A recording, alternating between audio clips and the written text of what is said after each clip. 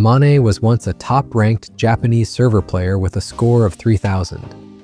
Countless clubs extended invitations, even the highest-ranked team personally approached him to join. Yet he rejected them all, choosing instead to enter the new team founded by his girlfriend, Shirakawa Yui. He believed that such devotion would not only help her but also win her heart. But soon, Yui faced accusations of cheating during a competition. She begged him to take the blame in her place. It was in that moment he realized he had always been nothing more than a stepping stone for her ambitions. Disheartened, he resolved to confess everything to the authorities. But on his way, fate struck. He was kidnapped and somehow transformed into a tiger. Afterwards, he was slandered as a coward who had fled. Perhaps by divine mercy, he was given another chance, reborn to the time just before everything had happened. This time, he swore never to be used again. When his eyes opened, he was back on the day Yui asked him to take the blame. Yet the suffocating memory of drowning still clung to him, his lungs recalling the tearing pain of icy water. His body trembled, unable to breathe. Seeing him unresponsive, Yui waved her hands in front of his face. She clutched his arm so tightly her nails nearly dug into his flesh. The sharp pain jolted him back and fresh air rushed into his lungs. His pale face regained some color. Unaware of anything amiss, Yui muttered, "Our club is broke. We can't afford to throw away perfectly good mice and keyboards. Over time, everything gets mixed up. No one remembers whose equipment is whose." Leaning against the corridor wall, he gazed at her. She was still breathtakingly beautiful, but now that beauty was a blade, cutting him again and again. "What are you doing? Didn't I ask you a question?" Yui's anxious voice broke through. But this time, he had already died once. Why would he choose death again? As a professional, even his headphones had specific models. Sharing equipment with others was unthinkable. The roles in the game differed greatly between lanes and jungler. The operating requirements were not the same. Even a single mouse would betray who was truly cheating. At his refusal, Yui's expression shifted. She averted her gaze, her voice trembling with tears and frustration. It's meaningless to argue about who cheated now. What matters is calming down this scandal before it destroys the club. You know, we've signed so many endorsements. If something happens, the compensation fees will be enormous. The players can't afford it, and neither can the club. Her panic was obvious, but he saw clearly. She never said the name, but the one she was protecting was Kurosawa Kyuma, nicknamed Crazy Demon. Before him, she always hid behind the excuse of the club. Was it really the club that couldn't afford the price? Or was it Kyuma?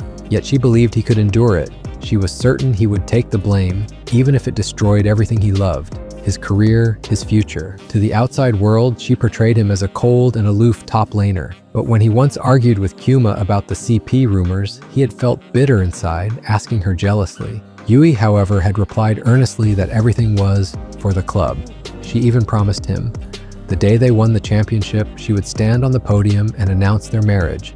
Their love witnessed by the entire world. Back then, he had believed her. Driven by that dream, he trained harder than anyone until even his organs ached.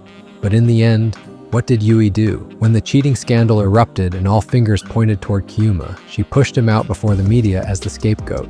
Desperate, he had asked her why. She covered her face and wept bitterly. Kyuma isn't as talented as you. If he's banned, he'll never come back. The lineup we built will collapse completely. But you, Amane, you can clear your name by returning to the stage. I swear we don't need to wait until the championship. The day you return to the stage, I will marry you. Amane had loved Shirakawa Yui so deeply that he had given up contracts with top clubs just to remain by her side. Yet in the end, she was willing to destroy everything for another man. She pushed him out only to protect a cheater. Yui's eyes widened, her expression turning cold. Amane, can't you be more careful with your words? The club has always treated you well, but now when trouble comes, you try to shirk responsibility? You're too selfish. Seeing how fiercely she defended Kurosawa Kyuma, the so-called Crazy Demon, Amane finally gave up.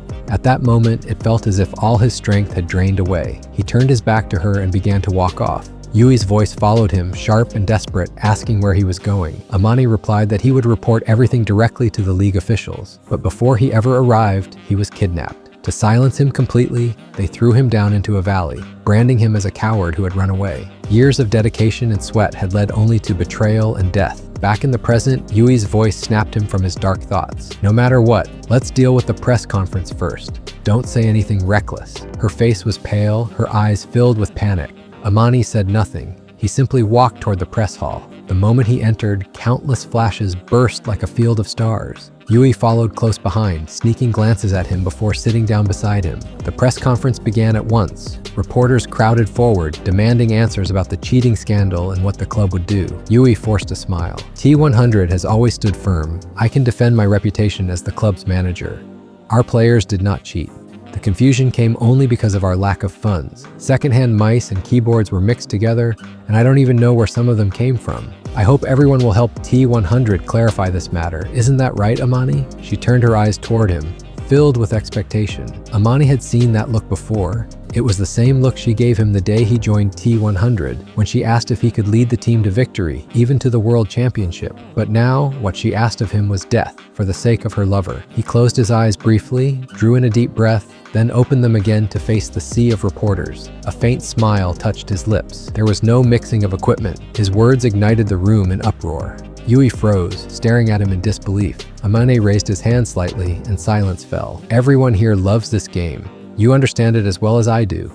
If the delay is just 5 milliseconds, a carry will die in lane. If the keyboard feedback is weak, a mid laner will be forced to waste countless flashes. In professional play, using another person's equipment is enough to lose the match outright. As for who cheated, I don't know.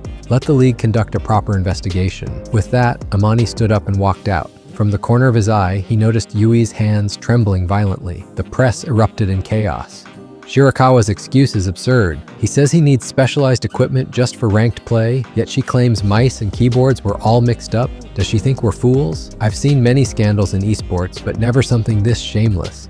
T100 is finished. Their contracts will all collapse. Yui's face flushed crimson. She bit her lip, shifting uncomfortably, tears brimming under the harsh lights. Amani's heart still ached as he watched her, but he suppressed it. How many times had he shielded her, blocking every arrow so that she could stand on the summit of T100 and bask in the glory? And yet now, she had been the one to push him down. Did she ever consider who would protect her when the storms came? Kurosawa Kyuma? He had already gone into hiding. Amani lifted his eyes toward the scorching sun outside. The ice within his chest began to melt into resolve. A few seconds later, he contacted his lawyer. His orders were clear. Separate all rights and assets. Notify the league's legal department. Begin gathering evidence. And prepare full personal protection. Amani returned to the club's training room. Except for Kurosawa Kyuma, all the other teammates were gathered, practicing as usual. Reporters crowded outside the doors, but Amani kept a calm expression. He told everyone to stay in their seats and continue training. After countless sleepless nights, the brothers' hard work had brought them to the brink of the greatest glory, the World S Championship. Amani swore he would never allow anyone to destroy it, but instead of training, he quietly thought of another plan. Ending the call he had been on, he told the brothers to eat their meals and rest early.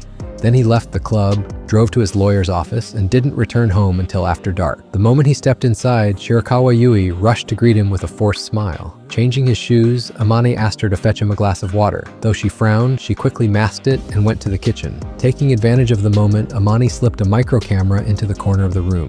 Yui returned with the water, taking his hand and pulling him onto the sofa. She flipped open a tablet on the table and pushed it toward him. On the screen was a draft statement prepared for the cheating scandal. It didn't directly admit to cheating. Instead, it claimed that the mouse modification was merely a common adjustment for cursor accuracy, something supposedly promoted by Amani himself within the club. It further stated that no one, including Amani, had realized it constituted cheating, and all were willing to accept punishment from the league. As he stared at the screen, a stylus was suddenly pressed into his hand. Yui smiled sweetly. What do you think of this? As they say, ignorance isn't a crime. If we distract the media long enough, the officials won't press harder.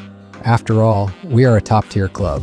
Amani gritted his teeth. In his past life, he had allowed her betrayals, swallowing them as if they were nightmares he could forget. But now, she was willing to drag down everyone, all to shield Kurosawa Kyuma. Each of his teammates carried the weight of their families. Dreams of fame, money to support parents, savings to marry and build futures. And Yui wanted to bury them under a false confession that would ruin everything. It wasn't just unjust, it was criminal. Pulling out his phone, Amani checked the trending topics. Sure enough, T100 cheating scandal was ranked number 1. The media no longer whispered in hints. They directly accused Kurosawa Kyuma. His back was already against the wall. Amani's mind worked quickly. He tapped the stylus against the tablet and asked coldly, "What if I don't sign?" At once, Yui's expression shifted. She dropped her pride and clung to him like a spoiled lover, her voice soft and pleading. "Husband, this club is our hard work. yours and mine. You won't just watch it collapse, right? You love me. You'll help me, won't you? But Amani only pushed her aside and snapped the stylus in half. Yui shrieked. Her face darkened. Just as Amani stood to leave, two burly men stepped from the shadows, seizing him by the arms. Amani narrowed his eyes, sneering. So this is what happens when soft words fail? Yui bit her lip, refusing to meet his gaze. She pulled out a set of documents from her handbag. On the final page, the men forced Amani's hand and pressed his fingerprint onto the paper. Relieved, Yui carefully stored the contract away, then wrapped her arms around his waist. Husband, don't blame me. I'm doing this for the future of the club. You'll just have to endure for a little while. Once the storm passes, I'll never treat you unfairly again. Amani glared at her with nothing but contempt. And then, the door opened. Standing there was Kurosawa Kyuma, the crazy demon himself. She wore Amani's nightgown, collar open, a kiss mark deliberately visible on her collarbone. Amani's eyes turned icy as he looked at Yui. She averted her gaze, unable to face him. Kyuma sauntered in, that same cynical smile curling her lips. She plucked the micro camera from the corner and rifled through Amani's phone. Brother Amane, do you really think I wouldn't notice? Did you think I wouldn't be ready? I was lying on your bed the moment you walked in. I saw everything. Yui, panicked, snatched the camera from her and smashed it beneath her heel. Tears welled in her eyes as she screamed, Amani! I love you. I gave you fame, fortune, everything, and you repay me by trying to destroy me? Do you have no conscience? Kyuma wrapped her arms around Yui, kissing the top of her head as she sobbed louder. Their intimate display shattered the last fragile thread of Amani's attachment. Then Kyuma waved her phone in front of him. What's the password? Delete the video. Don't force me to make you talk. Amani laughed coldly, his voice steady. Delete the video? Why don't you tell me how you plan to delete a live broadcast?